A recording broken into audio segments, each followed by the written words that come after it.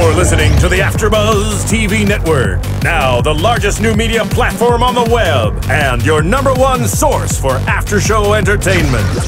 Very good, Johnson.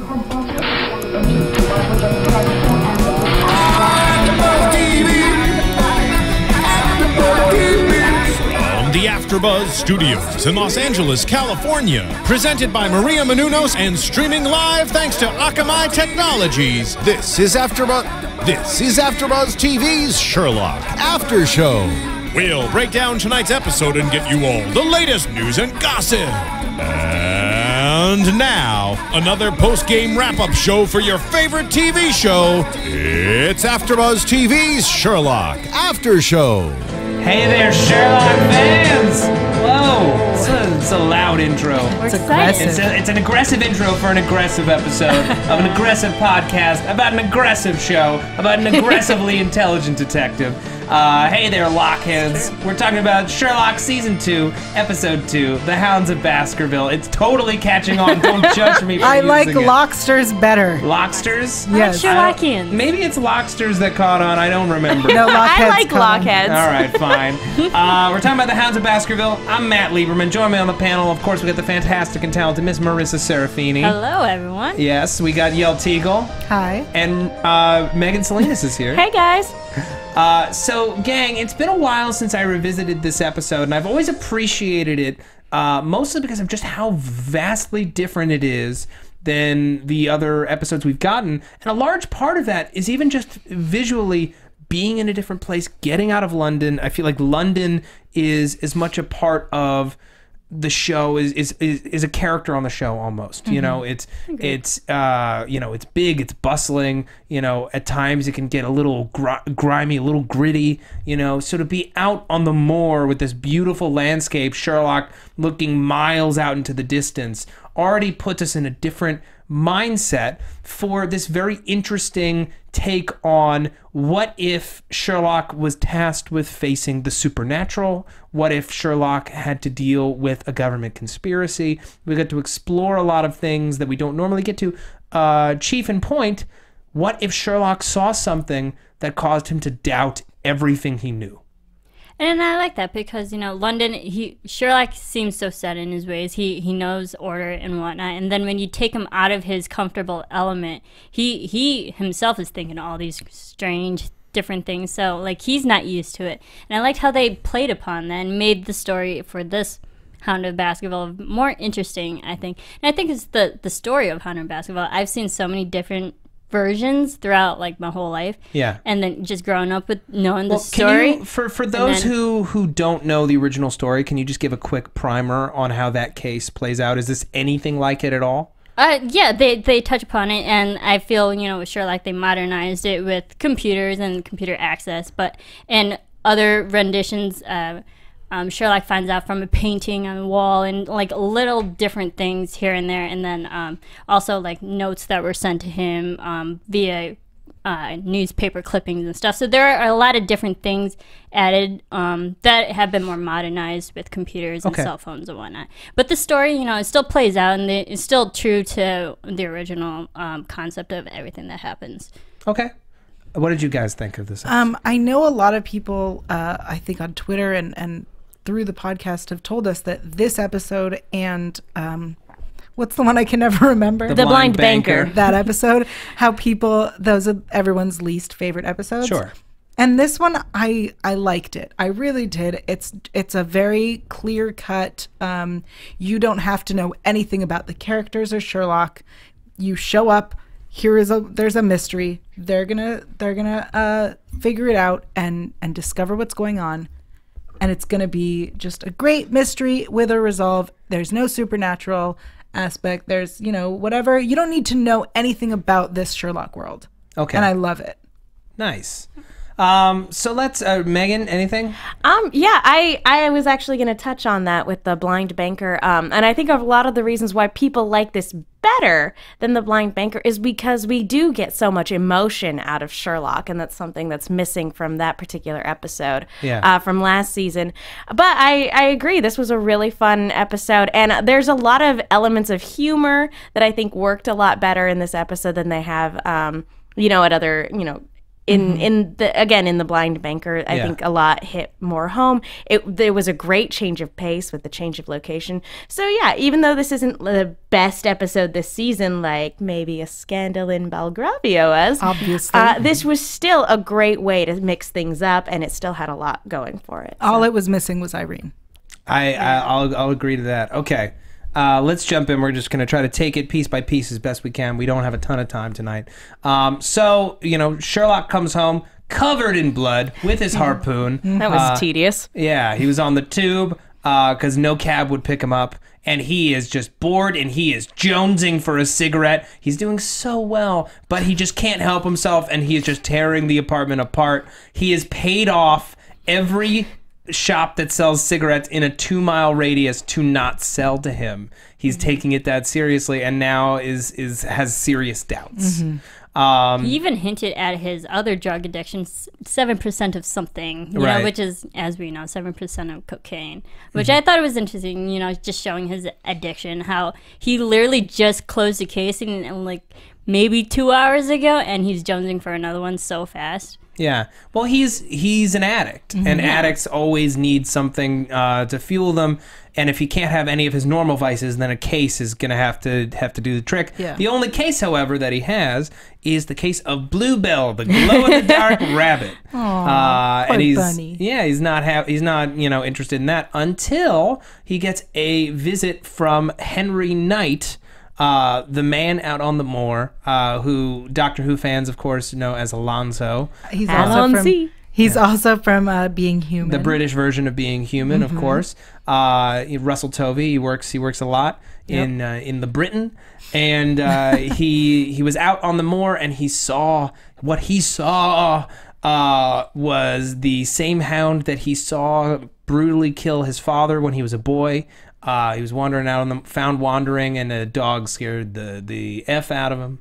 And he's trying to tell his story to Sherlock, who just has no patience. And then Sherlock breaks him down in with military precision.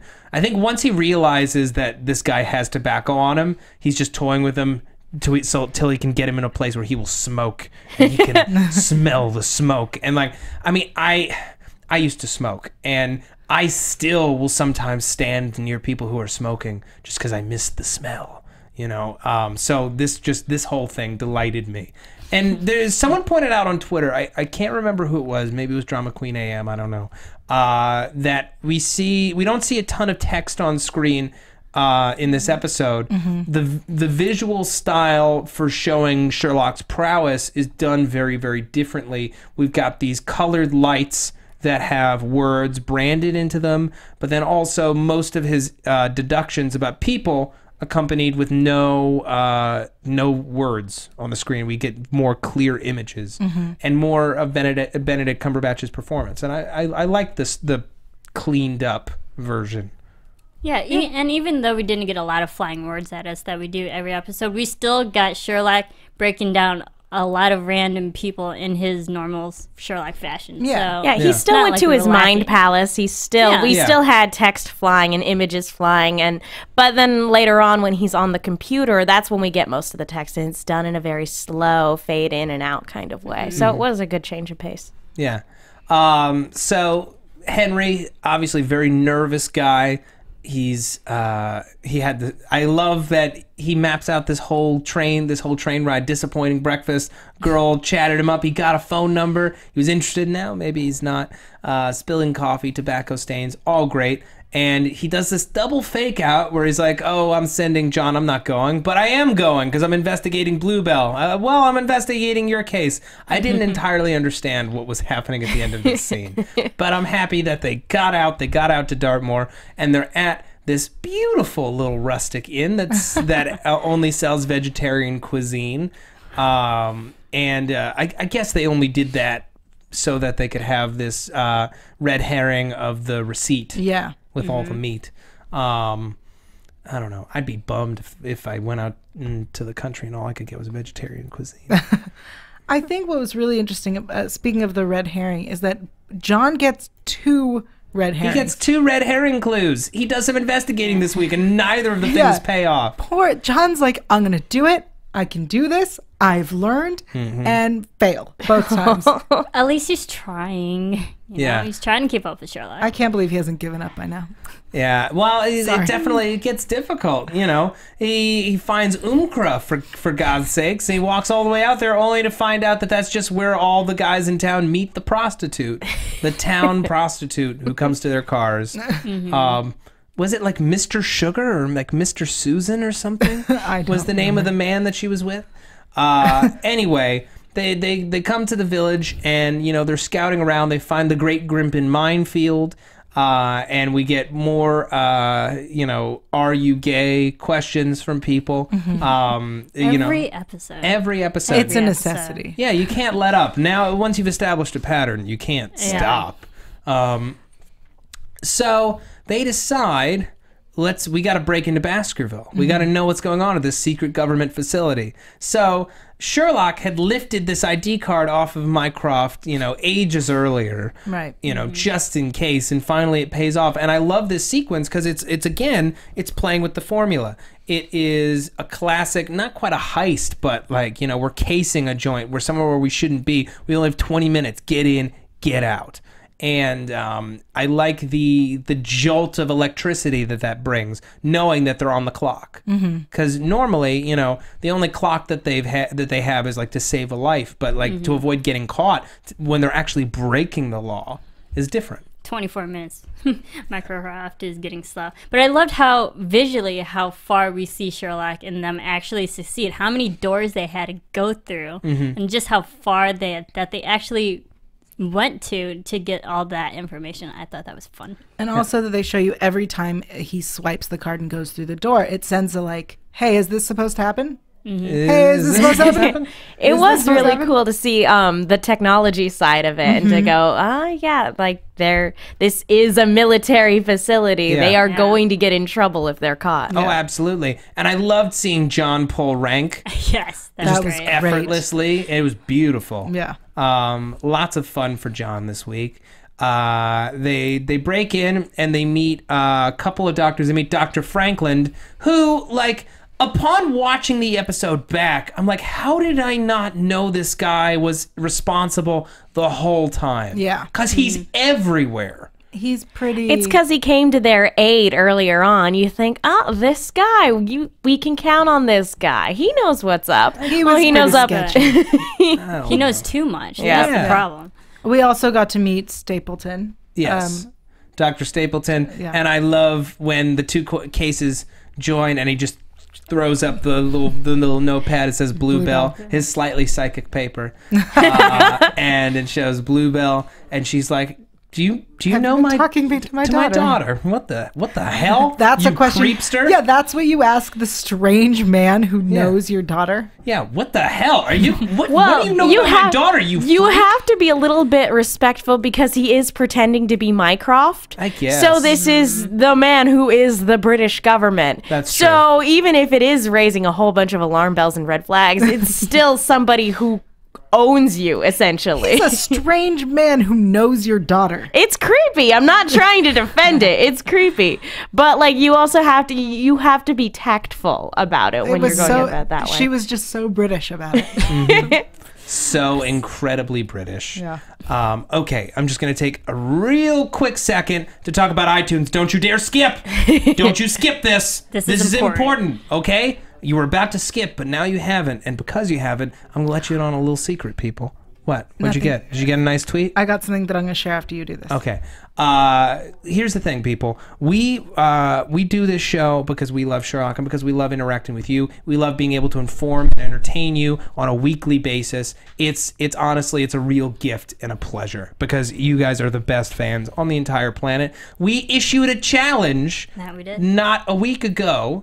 That we said, you know what, we had 4 episodes left to do. We wanted to get to 75 ratings on the show before we finish our run. Now, we were around like 41 ratings last Tuesday. Today, we are at 65. You guys have done an amazing job. 5-star ratings. I couldn't ask for anything more. You guys are so amazing, and you left a lot of great reviews as well. I'm going to explain why these are so important. I know I do it every week, but just to be sure. The fact is, these are the only way that our bosses know that we are doing a great job, that we're connecting with an audience, and that they like what we're putting out and they want to see more of it. That way, more resources can be thrown our way. That way, we have better access to getting guests. It's the best way for other people who are looking for a great Sherlock podcast to find out which one they should pick. So anything you can do, it helps the cause, and it raises the water level, not just for this podcast, but for every show that AfterBuzz does. We're so happy to be a part of your lives. It really means a lot for you guys to give back and be a part of ours. It means a lot. And also, you get great shout-outs on the show. Now, I'm not sure if I read this last week, but I'm going to read it anyway. From Bellamel, really enjoyable podcast. So my favorite morning show was canceled, and my morning commute got boring. So after weeks of trying other morning shows, I finally decided to start listening to podcasts on my morning commute. This show is the first podcast subscription that they got, and he or she is hooked. Great job, gang. So thank you, Bella Mel. 5 stars from Raven Diva. Sherlock meets AfterBuzz. Sherlock meets AfterBuzz. Finally. What the heck took so long? The hosts are fun and entertaining. The discussion is thought-provoking and upbeat. If I could give you guys 10 stars, I totally would. Excellent job, you guys. Aww. I am officially a Lieber fan. Lieber fan nation. Hashtag Lieberfins. That was the official term, right? Hashtag Lieberfins. I love It's a trending thing. It's trending. Great after show for a great show from MamPDX2. So glad to have finally found this podcast / YouTube cast. A very fun analysis of one of my favorite shows, and I'm delighted they're now going back to the beginning of the series. And love from Rosemary42. I love Sherlock. I love your podcast. I have a question for you, though, and we can talk about this question after we're done with shout outs. Last night I rewatched His Last Vow.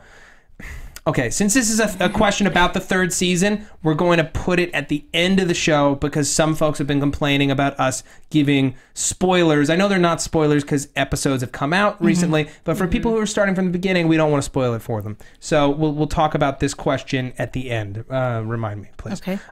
So happy from Mena10 Flow. Just started watch Sherlock. I was very happy to find this AfterBuzz show with Matt Lieberman. I love Matt and the other hosts for Sleepy Hollow. I will listen to any show with Matt. Just one suggestion, please, no spoilers about the other 2 seasons. Thank you. Yeah, Matt, stop spoiling. Okay, I'm sorry. I love everyone. Great show. Look at him, he's blushing. Roger's Lex, super red. I'm not good at receiving compliments. Well, all these comments have you in it. Not all of them. This one doesn't mention me at all. Okay. Roger's Lax 24. All the hosts continue to be fantastic. All the hosts continue to be fantastic. Giving great insights and different points of view that I haven't thought of before. You always manage to magically cover all 90 minutes of this episode in 60 minutes thoroughly. Best podcast on the air. Hashtag we beat The Walking Dead. Nice. Barbat14. Great podcast. Love this panel. RT and me. Such a fun podcast. Matt can yell as much as he wants. I love listening to this podcast. If you're a fan of the television show, do yourself a favor. Rate the podcast. His face, though. Fun. What a great show from Double Stewart. I'm sorry I'm rushing through these. We have a limited amount of time tonight. And Alfie LJ, a necessity to help a suffering addict get through withdrawal. So thank you all so much for listening. Yeah. What did you get? I just got, and I can't, it's not showing up on my thing, but Cuff something with 3 numbers, who is watching live in Australia. And hey there. It's their 18th birthday. Happy birthday! Happy birthday! Happy birthday, yo! You rock. Okay, go you. Go out and celebrate. Australia. Yeah. Nice. Tweet at me again, and I will read your name. It disappeared. I'm sorry. Happy birthday! And special shout out to Sam Hynix. I think that's how you pronounce it. Yeah, I'm not quite Arthur. sure. He's sick apparently. A little under the weather, so get well soon. Yeah. Well. So a friend of the show. Okay, so let's jump back in. Mm-hmm. After they finally get out of Baskerville just in time, thanks to the assistance of Dr. Frankland, who gives Sherlock his cell number. Mm-hmm. They go out to Dewar's Hollow in the middle of the night to face the demon that Henry is so afraid of. To Dewar's Hollow? To Dewar's Hollow. What did I say? No, is it Dowers or? It's Dewar's. Okay. Dewar's Hollow. The home of the devil. Dewar's Hollow. It's a creepy hollow. Yeah, it's a creepy hollow. It is. It's a creepy place. Is it a sleepy hollow? No, it's not a sleepy hollow. It's does look like someplace that would be it is in a creepy hollow. Sleepy-esque hollow. Okay, come on. Limited Moving time. on. Yeah. So, as happens in hollows, they get separated. John's off by himself. He sees Umkra, and Sherlock and Henry go down into the hollow where the fog is spreading, this gas is spreading, and they see the Hound. And it freaks Sherlock out. And we get that great, like, almost reverse crane shot as it's being pulled up to the top of the ridge. And he's hearing it, and he's seeing it, and he's freaked out, he's terrified, but he refuses to admit that he saw it. Yeah, and I think like the use of that cinematography, that just shows that this thing is above Sherlock. It's the only thing that's really has tapped him in any mystery that he doesn't solve. He's underneath it. He can't figure it out yet. He can't figure it out, and they wind up back at the hotel, and Sherlock is thoroughly shaken. For the first time in his life, or at least in a very long time, he doubts himself, he doubts his intellect, he doubts his own mind, and we get this amazing classic scene in the cafe where he's kind of sipping his drink, and John's trying to break through, and Sherlock is just shutting him out entirely, and then feels the need to prove himself. So he has this like 3-page monologue in like a minute. All these people. Who was it who said, maybe it was a Twitter thing, maybe it was one of you guys who said, next to the monologue, in parentheses, Mark Gatiss wrote, "Sorry, Benedict." That was somebody on Twitter. Somebody on Twitter. And I think they also mentioned that Benedict has said that Sherlock's mind works way faster than Benedict can talk. Yeah. So that's completely understandable in this scene. Totally. He's talking so fast, it's like word bullets ripping through these people as he completely tears apart this woman and her son who's trying to get money from her. And it's a classic moment. So, John runs off, he's PO'd, he sees the light blinking. He's like, I'm gonna find out what this is. Prostitute. What is Umkra? Yeah. Which ultimately becomes a very important thing as Sherlock figures out what's going on here. It helps him figure out that it's an acronym, that Hound's an acronym. And I love what happens next. As John's walking back, he gets a text from Sherlock that's like, Henry's therapist is at the bar. So, interview her?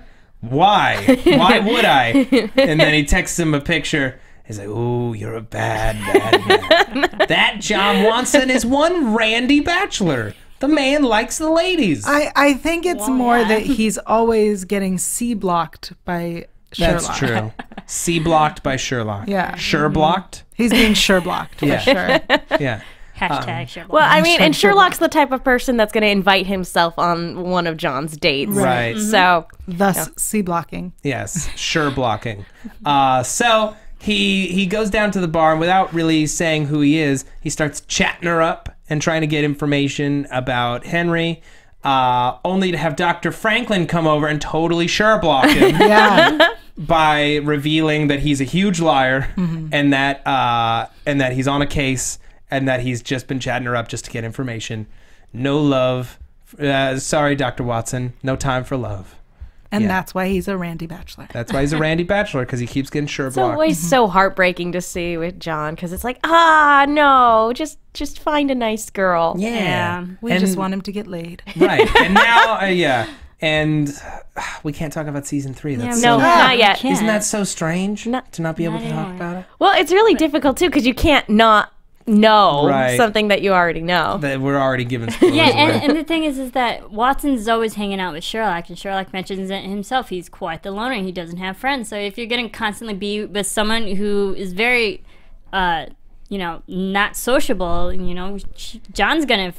That's going to affect John's life, too. So he's not going to have anyone around him. And maybe he's just he tired just of constantly wants someone. getting accused that he's gay. He just wants someone. I don't blame Not him. accused. Not accused, Labeled. but labeled, yeah. Yeah. Very much so. Okay. So Sorry. go ahead. Just it's Alexander Cuff 444 birthday. Alexander Sorry. Cuff. Happy Sorry. birthday. Happy birthday. Happy birthday. Moving on. So, in the morning, Sherlock goes to Henry's, and he's got an idea. And he runs in, And he's like, I'll make you a coffee. Fancy a coffee? Runs in, steals some sugar, and then totally just bails without making the coffee. Which seemed totally, like, normal to me. I didn't even consider that he was doing something. Yeah. I was like, he's just being rude. Watching, no, I thought it was out of place, but it was kind of like Sherlock's way of being nice after what just happened the night before. And then that was just Sherlock's nice way of saying, I'm sorry for what happened. Here's some coffee that I made you. I mean, when does Sherlock ever do something for someone else? That's very true. Yeah. Watching this, I didn't think anything about it the first time through. I thought, I was like, oh, when he's making the coffee for John. I totally thought the first time through, he was like, okay, he's learning. He's learning. He said something very hurtful, and he's trying to make up for it, like he did with Molly in the previous episode. Not a bit. And then watching this the second time, I'm like, you are a bad friend. Shame on you. Shame on you, Sherlock Holmes. Yeah, I could hear Mrs. Hudson's voice. Oh, we didn't bring up Mr. Chatterjee. Mr. Chatterjee's got the 2 secret wives, and Mrs. she totally is berating him. Oh, Mrs. I don't know about Hudson. you guys. Mrs. Hudson is one of the very few people I would never want to mess with. Mm-hmm. Oh, yeah. Ever. No. She got Sherlock to make sure that her husband died in prison. Jesus.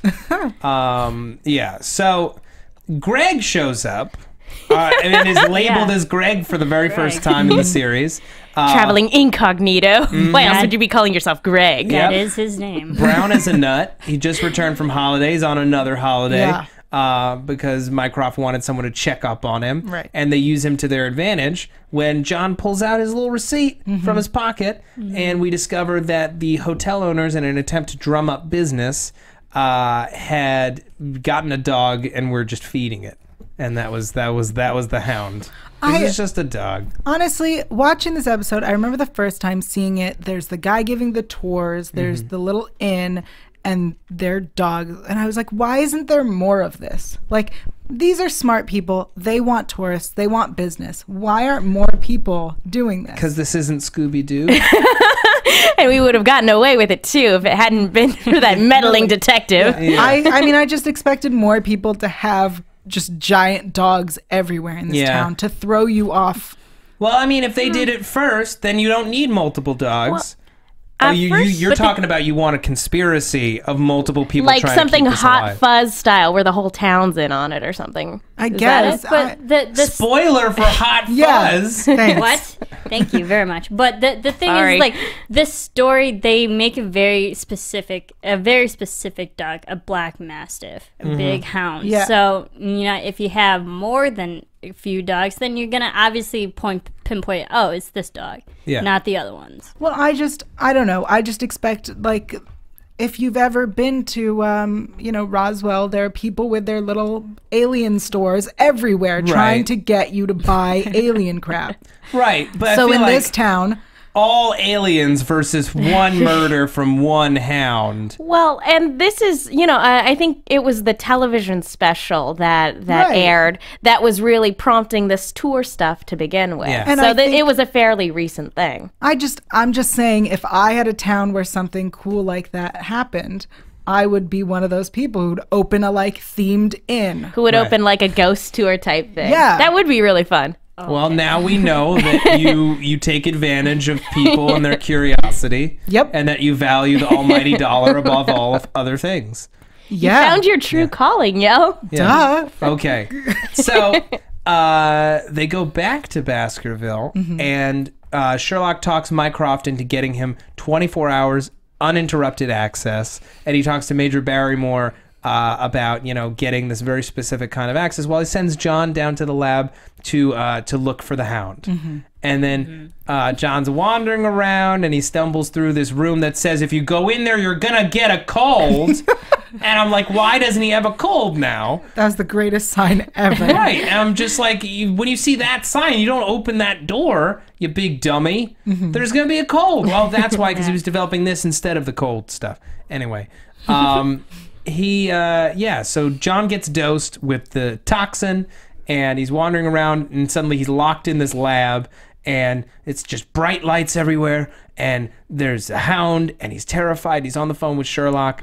And then to get the reveal later and to watch John running around in this ordinary empty lab and Sherlock's just watching it is just the funniest thing. John's totally tripping as he's running through the dark. I like this episode. Activity. It really touched upon now the friendship of Sherlock and John. Now they're at the point where they're literally just joking around with each other and playing all these mean tricks. Oh yeah, and then earlier we had the bet. The bet is like I believe we said 50. You know, it's like fine, you're gonna rope me into this 50 quid, please. I loved that, and they discover that it's this toxin. Just in time as Henry is going bananas. Oh, he's got a gun in his hand. He almost shot his therapist, who, even though she hates John, somehow got his phone number in the mix of their whole tete-a-tete. He gave her. He led with the phone number because she walked away before he could give it. He probably, because I'm a friend of Henry's. Yeah. I care and I'm worried about him. Here, take my Here's number. Please sit down, and then that's how that worked. What did you guys think, just real quick, of the scene where the Hound is in, or what looks like the Hound is in Henry's backyard? Oh my God, so scary. That was creepy. With the lights flashing? With the lights constantly flashing. That was like pulled straight out of a horror thriller movie, in which I thought was awesome. It was so simple, but the scary lights of just turning on and off, and then sound effects that you don't know. And then all of a sudden, just the bang on the glass door. They really played upon the audience's suspicions and stuff like that, and the suspense. There was wonderful suspense. Awesome. Then they chase him down to Dewar's Hollow, where he's got the gun ready. He's going to off himself once and for all because he's being driven insane. And, they meet him just in time to try to convince him that the Hound isn't real. They're all being exposed to the gas, and they see the Hound, and it's huge, and it's demonic, and it's got the red eyes. And, unfortunately, John shoots it on its way down. And it's just a regular dog. It's just a sweet little pup. It's just a pooch. They killed it because of Frankland, who comes out wearing his gas mask, looking like a demon or like something out of Fallout 3. Are you my mummy? Yeah. Or that. That's what I was thinking. Yeah. And Henry tries to kill him. He killed his father. We find out he was a member of the team in Liberty, Indiana. At Hound, trying to make this drug. Hound, for those who missed it, is the last names Hansen, O'Mara, Uslowski, Nader, and Dyson. Hound. Dyson. That's a Lost Girl reference. I got it. Don't even trip, Sherlock fans. We're not going to do any more of that. So, so we catch our evil perp, or we were about to, when he runs away right into the Great Grimpen minefield, and the biggest explosion I could have ever imagined from a single mine just goes off. And it's like a mammoth explosion that actually looked pretty practical. I don't know if that was like a real explosion or a fake explosion, but it looked great. I know. It's probably special effects upon a real explosion. Yeah. To make it twice as big. Yeah, but justice is served. Hopefully our daring heroes got paid a whole bunch because Henry is rich. Yeah. Yeah. I think my favorite part of the whole episode is when John's like, "Are you rich?" Yeah. Beautiful sense of tact. Yeah. And everything just kind of gets wrapped up real tight once Watson finds out that Sherlock did all that stuff to him, and we fade to black until we fade up on Moriarty alone in this cell in this insane asylum looking thing, and he's released, and he's just scratched Sherlock into every surface of this thing. Well, who released him? That's the question. Why was he caught? Who released him? But why would you let a psychopath out? That was exactly what I was screaming at the screen the first time I watched this. I was like, 1, how did you guys catch him? 2. Why are you letting him go? He's got powerful allies. Did we not see Sherlock's name Mycroft? is literally written all over the place. You know he's obsessed with someone. Why would you let him out? Did I hallucinate this, or did not Mycroft let him go? No, I don't think it was He Mycroft. wasn't in the room, but I could have sworn it looked like Mycroft looking in from the room next door. Yeah. Which means that he must have caught him using the stuff that was on Irene's phone as evidence and was able to find him, track him, let him, and capture him. But why they let him out, I honestly can't imagine. I'm like, why are you doing that? Stop him, stop him, stop him. Send Yeah. him back into the room. Put him in a straitjacket. He is insane. Jerks. Okay, the way that I think we're going to do this now, does anyone have any more points that they want to make? Just one. Yeah. I just want to point for the Whovians out there that the woman, the TV reporter from the documentary way in the beginning, is Chipo Chung, who played Chanto in Utopia, and the fortune teller intern left, and it was great to see her again. Chan, that's great news, though. Thank you. Yeah. And also the Hound that they actually used and that the whole climax scene was that it was so animated, you can tell, and I think that was like the really fake Part of the point to make it, it's like this really isn't real. It's not real, but in other adaptations of Hounds of Baskerville, they actually do use dogs for the story, and they just put, like, to make them look radioactive, they put this, I don't know, green kind of coating over them to make them, like, look like feral and wild and that kind of thing. So I liked how this new version of Sherlock, they went the animated way. Very modern. Yeah. So, there was one thing. I really did like how Greg looked like he was having fun getting to be Part of the investigation this time. He looked like he was just having a ball. Of course he was. Scotland Yard, man. He gets to finally, you know, not throw some punches, but throw his weight around. Hell yeah. Go Greg. Okay, so I think we're just going to give our contact information now, and then we're going to address this this question so we have a spoiler wall. Is that all right? Yes. So Marisa, where can the people find you? You can follow me on Twitter and on Instagram at Serafini TV. That is Serafini TV. Okay, and Yael? People can find me online at yael.tv. That's yael.tv. And on Twitter, Instagram, and YouTube at Yael Tygiel. That's YaelTygiel. Okay, Megan? You can follow me on Twitter at The Menguin. That's TheMenguin. Okay, and you can find me on Twitter at Matt Lieberman, MattLieberman. And you can find me all over the place. That's not important. So just consider that a spoiler wall. If you don't want to... Spoiler alert! Yeah. Thank you. Spoiler alert! If you have yet to watch season 3, you don't want to know anything about it, then now. you should end it right now. We'll miss you. We have one more episode that we're taping tomorrow, and I apologize. We started a little late today, and that's why we kind of had to power through at just a massive pace. We're going to try to give Reichenbach Fall the time that it deserves because it's a really wonderful episode. Okay, so this question from Rosemary 42. In his last vow, near the end, when they are deciding what to do about Sherlock, a man accuses Mycroft of having familial emotions, and Mycroft responds that he should know him better and that he knows, quote, what happened to the other one. Did anyone else catch this? What do you think he's referring to? Another Holmes sibling? Is Irene Adler a sister? Moriarty a brother? No, they did. I believe he said that it was a reference to another Holmes brother. I think that's what it was. It's been a little bit, going through the season. I'm forgetting. Right, it's a little hazy. But I believe he said the other Holmes brother. And so it sounds like there was another Holmes brother, but we don't know what happened to him. I think we definitely touched on this when we did the podcast. I remember speaking about it, and I agree. I think there's another Holmes brother, and I believe in the article that I tweeted out about the relationship with Mycroft and Sherlock, there is mention of possibly a third brother. I think it's in that article. Okay. So go through my Twitter and find that. Marisa, any thoughts? I'm going to go with them. Okay. I'm very curious, for it to be Moriarty would be a massive departure from the established canon. And somebody, a lot of people have been commenting at the end of season 3 that Moriarty actually had a brother.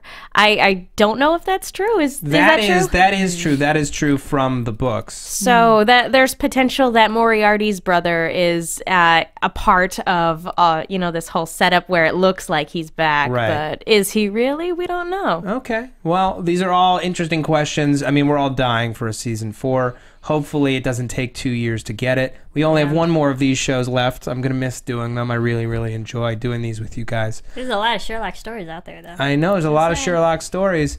It would be cool to do some kind of book club. I don't know if that's a thing. But cover the Jeremy Brett versions. Yeah. Someone I think mentioned that on Twitter. I don't know where I got that idea. It was one of the fans. That's a great series as well. Thank you. Okay, that's all for us tonight. I want to thank everybody for downloading, streaming, watching, listening. You're all the greatest. We have one more show to do tomorrow. We got one full day to get us up to 75 ratings. Go do it. It's fast. Click, click, click, click, click. Good night. From executive producers Maria Menounos, Kevin Undergaro, Phil Svitek, and the entire AfterBuzz TV staff, we would like to thank you for listening to the AfterBuzz TV network. To watch or listen to other after shows and post comments or questions, be sure to visit AfterBuzzTV.com. I'm Sir Richard Wentworth, and this has been a presentation of AfterBuzz TV. Buzz you later. The views expressed herein are those of the hosts only and do not necessarily reflect the views of AfterBuzz TV or its owners or principals. Thank you for watching AfterBuzz TV on YouTube. For more of your favorite after shows and interviews, subscribe to our channel here, and be sure to share your opinion on the episode in the comment section below here. We'd love to see what you guys are buzzing about. Thanks again. Buzz you later.